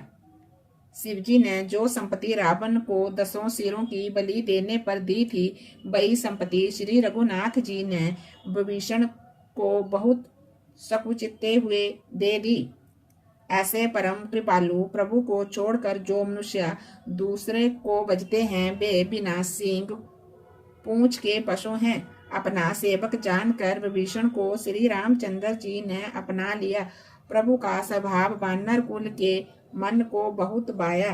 फिर सब कुछ जानने वाले, सबके हृदय में बसने वाले, सब रूपों में प्रकट, सबसे रहित, उदासीन, कारण से भक्तों पर कृपा करने के लिए मनुष्य बने हुए तथा राक्षसों के कुल का नाश करने वाले श्री रामचंद्र जी नीति की रक्षा करने वाले वचन बोले। हे वीर, वानरराज सुग्रीव और लंकापति विभीषण, सुनो, इस गहरे समुद्र को किस प्रकार पार किया जाए। अनेक जाति के मगर, सांप और मछलियों से भरा हुआ ये अत्यंत अथाह समुद्र पार करने में सब प्रकार से कठिन है। विभीषण जी ने कहा, हे रघुनाथ जी सुनिए, यद्यपि आपका एक बाण ही करोड़ों समुद्रों को सोखने वाला है, तथापि नीति ऐसी कही गई है कि पहले जाकर के समुद्र से प्रार्थना की जाए। हे प्रभु, समुद्र आपके कुल में बड़े पूर्वज हैं, वे विचार कर उपाय बतला देंगे। तब रीछ और बानरों की सारी सेना बिना ही परिश्रम के समुद्र के पार उतर जाएगी। श्री रामचंद्र जी ने कहा, हे सखा, तुमने अच्छा उपाय बताया, यही किया जाए। यदि देव सहायक हो। ये सलाह लक्ष्मण जी के मन को अच्छी नहीं लगी। श्री रामचंद्र जी के वचन सुनकर तो उन्होंने बहुत ही दुख पाया। लक्ष्मण जी ने कहा, हे नाथ, दैव का कौन भरोसा, मन में क्रोध कीजिए, ले आइए और समुद्र को सुखा डालिए। ये दैव तो कायर के मन का एक आधार है, आलसी लोग ही दैव दैव पुकारा करते हैं। ये सुनकर श्री रघुवीर हंस कर बोले, ऐसे ही करेंगे, मन में धीरज रखो। ऐसा कहकर छोटे भाई को समझाकर प्रभु श्री रघुनाथ जी समुद्र के समीप गए। उन्होंने पहले सिर नभाकर प्रणाम किया, फिर किनारे पर कुछ बिछाकर बैठ गए। इधर ज्यों ही विभीषण जी प्रभु के पास आए थे, त्यों ही रावण ने उनके पीछे दूत भेजे थे। कपट से बानर का शरीर धारण कर उन्होंने सब लीलाएं देखी। वे अपने हृदय में प्रभु के गुणों की और शरणागत पर उनके स्नेह की सराहना करने लगे। फिर वे प्रकट रूप में भी अत्यंत प्रेम के साथ श्री रामचंद्र जी के स्वभाव की बड़ाई करने लगे। उन्हें दुराब कपट वेश भूल गया। बानरों ने जाना कि ये शत्रु के दूत हैं और वे उन सब को बांध कर सुग्रीव के पास ले गए। सुग्रीव ने कहा, सब बानरों सुनो, राक्षसों के अंग भंग करके भेज दो। सुग्रीव के वचन सुनकर बानर दौड़े। दूतों को बांधकर उन्होंने सेना के चारों ओर घुमाया। बानर उन्हें बहुत तरह से मारने लगे। वे दीन हो करके पुकारते थे, फिर भी बानरों ने उन्हें नहीं छोड़ा। तब दूतों ने पुकार कर कहा, जो हमारे नाक कान काटेगा उसे कौशलाधीश श्री रामचंद्र जी की सौगंध है।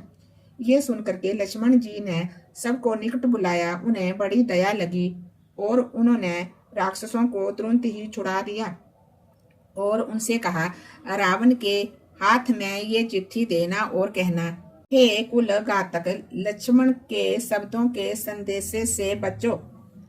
फिर उस मूर्ख से जवानी ये मेरा उदार कृपा से भरा हुआ संदेश कहना कि सीता जी को दे करके उनसे श्री रामचंद्र जी से मिलो, नहीं तो तुम्हारा काल आ गया है समझो।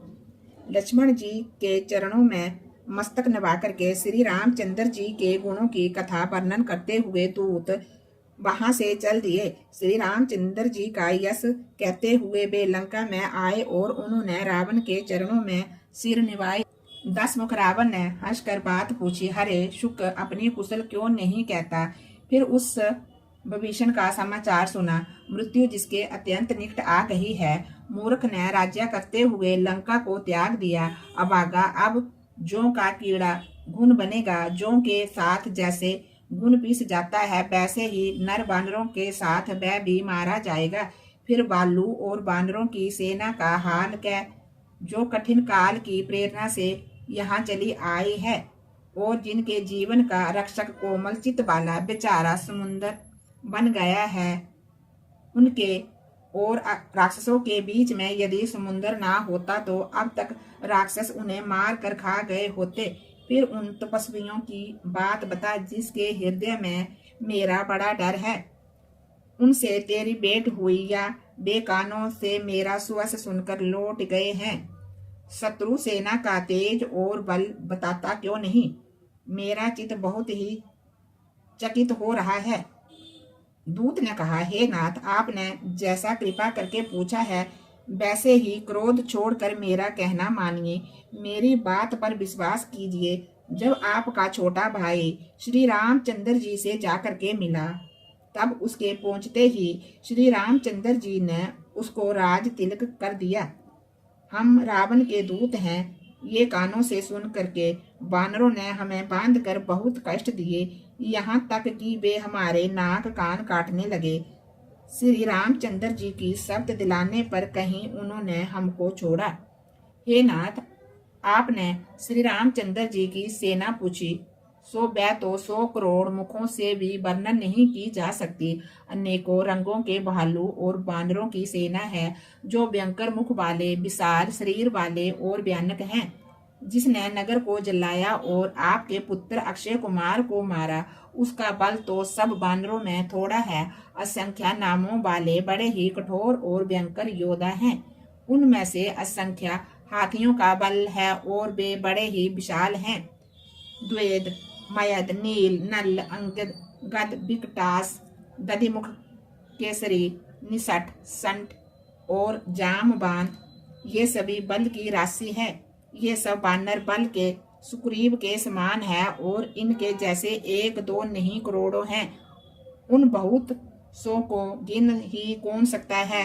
श्री रामचंद्र जी की कृपा से उनमें अतुलनीय बल है। वे तीनों लोगों को तृण के समान तुच्छ समझते हैं। हे 10 ग्रीव, मैंने कानों से सुना है कि 18 पदम तो अकेले बानरों के सेनापति हैं। हे नाथ, उन सेना में ऐसा कोई बानर नहीं है जो आपको रण में ना जीत सके। सब के सब अत्यंत क्रोध से हाथ मिचते हैं, पर श्री रघुनाथ जी उन्हें आज्ञा नहीं देते। हम मछलियां और सांपों सहित समुद्र को सोख लेंगे, नहीं तो बड़े बड़े पर्वतों से उसे भरकर पाट देंगे और रावण को मसल कर धूल में मिला देंगे। सब बानर ऐसे ही वचन कह रहे हैं, सब सहज ही निडर हैं। इस प्रकार गरजते और मानो लंका को निगल ही जाना चाहते हैं। सब बानर बालू सहज ही सूरवीर हैं। फिर उनके सिर पर प्रभु सर्वेश्वर श्री रामचंद्र जी हैं।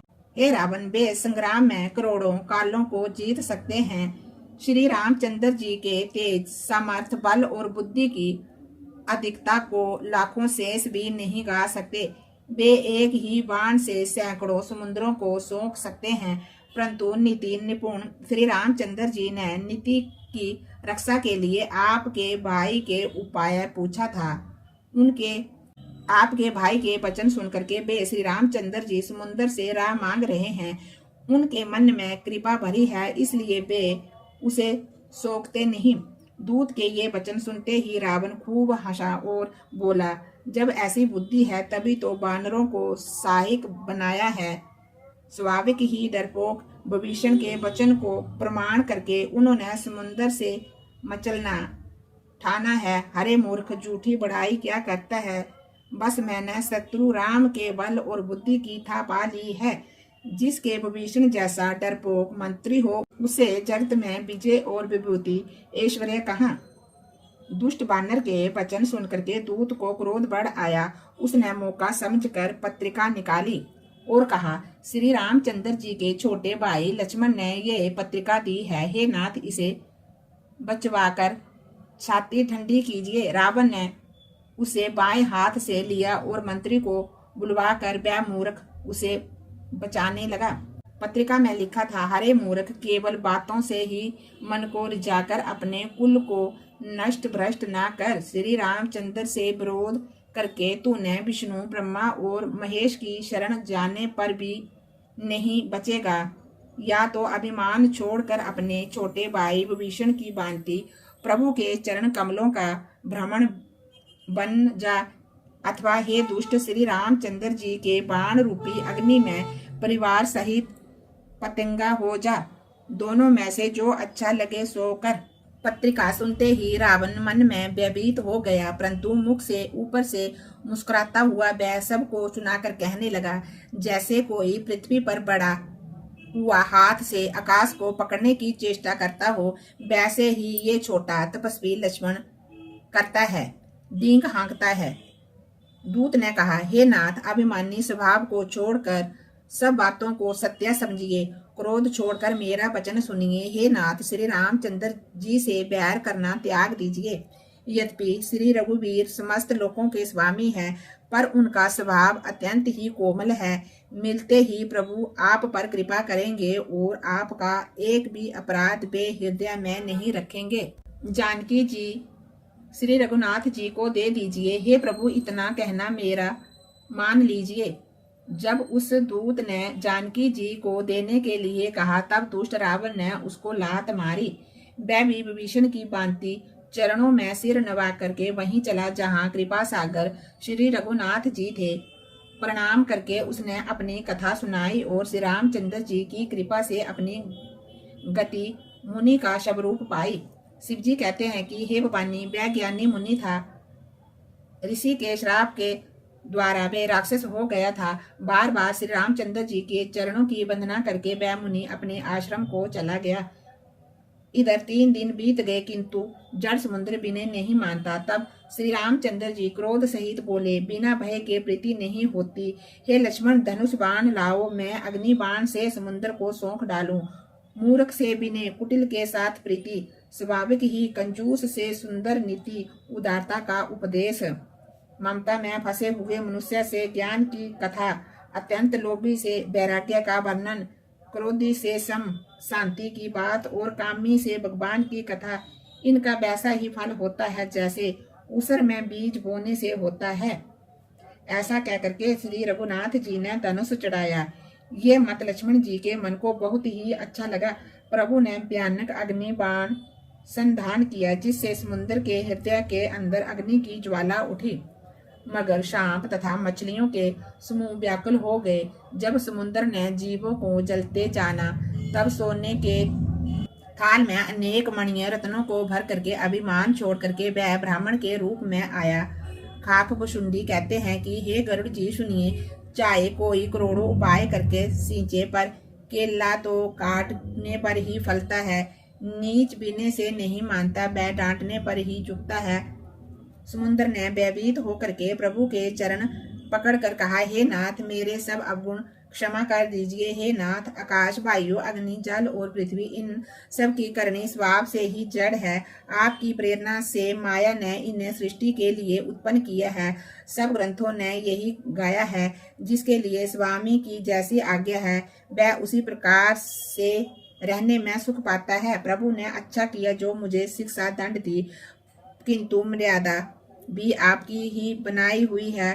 ढोल, गंबार, शूद्र, पशु और नारी, ये सब शिक्षा के अधिकारी हैं। प्रभु के प्रताप से मैं सुख जाऊं और सेना पार उतर जाएगी, इसमें मेरी बड़ाई नहीं है, मेरी मर्यादा रहेगी। यद्यपि प्रभु की आज्ञा बेल है, नहीं तो ऐसा वेद गाते हैं। अब आपको जो अच्छा लगे मैं तुरंत वही ही करूंगा। समुद्र के अत्यंत विनीत वचन सुनकर के कृपालु श्री रामचंद्र जी ने मुस्कुरा करके कहा, हे तात, जिस प्रकार बानरों की सेना पार उतर जाए वह उपाय बताओ।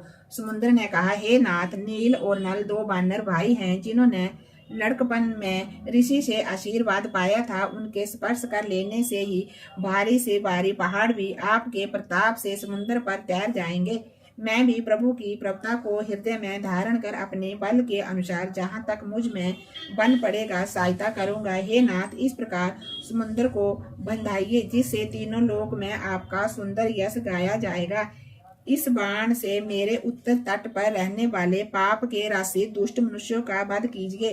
कृपालु और रणधीर श्री रामचंद्र जी ने समुद्र के मन की पीड़ा सुन करके उसे तुरंत ही हर लिया, अर्थात बाण से उन दुष्टों का वध कर दिया। श्री रामचंद्र जी का भारी बल और पौरुष देखकर समुद्र हर्षित होकर सुखी हो गया। उसने उन दुष्टों का सारा चरित्र प्रभु को क्या सुनाया। फिर चरणों की वंदना करके समुद्र चला गया। समुद्र अपने घर चला गया। श्री रघुनाथ जी को ये मत उसकी सलाह अच्छी लगी। ये चरित्र कलयुग के पापों को हरने वाला है। इसे तुलसीदास जी ने अपनी बुद्धि के अनुसार गाया है। श्री रघुनाथ जी के गुण समूह सुख के धाम, संदेह का नाश करने वाले और विषाद का दमन करने वाले हैं। अरे मूर्ख मन, तू संसार का सब आशा भरोसा त्याग कर निरंतर इन्हें गा और सुन। श्री रघुनाथ जी का गुणगान संपूर्ण सुंदर मंगलों का देने वाला है। जो इसे आदर सहित सुनेंगे वे बिना किसी जहाज के ही भव सागर को तर जाएंगे। कलयुग के समस्त पापों का नाश करने वाला श्री रामचरितमानस का ये 5वां सोपान संपूर्ण हुआ। बोलिए श्री रामचंद्र भगवान की जय। जय जय श्री राम, जय जय श्री राम। श्री रामायण जी की आरती। आरती श्री रामायण जी की, कीर्ति कलित ललिता सिया पी की। गावत ब्रह्मादिक मुनि नारद, वाल्मीक विज्ञान विशारद। सुख सनकादि से सुवर सारद, भरणी पवन सुत कीर्तिनी की। आरती श्री रामायण जी की। गावत वेद पुराण अष्टदश, छयो शास्त्र सब ग्रंथन को। रस मुनि जन धन संतन को। सारवस सार अस सम्मत सब ही की।